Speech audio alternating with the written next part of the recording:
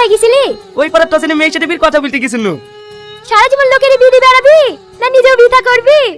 আচ্ছা তুই কি বিয়ের কথা ছাড়া আর অন্য কথা পাসনি? কি বলবো বল, আমি এত ঘটক, একটা ঘটক হয়ে আর একটা ঘটকের মনে কষ্ট বুঝবো না, তাই কখনো হয়? কত কষ্ট বোঝার লোক, মনের কথা বুঝতে পারলে অনেক আগে প্রপোজ করে দিতি।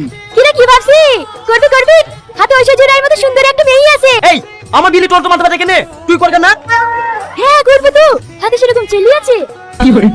না নয়। ছেলে তো কি দেন না, ঘটক হয়ে নিজের বিয়ের ঘটক তালি করা যায়। আচ্ছা ঠিক আছে, তোর কেমন ছেলে পছন্দ বল। হ্যাঁ আমার ঋত্বিক রোশনের মতো হাইট হবে, সালমান খানের মতো বডি হবে, আর শাহরুখ খানের মতো স্টাইল হলেই চলবে। কি রে এরকম ছেলে পাবো না? দেখতে পাবি কি না? ওই জন্য নয় গেলে কি মনে হয় আমাদের বিয়ে হবে না। জ্বলছি জল জল, তুই যতদিন আমাকে মুখ করে বলবি না ভালোবাসি, আমিও বলবো না তোকে ভালোবাসি।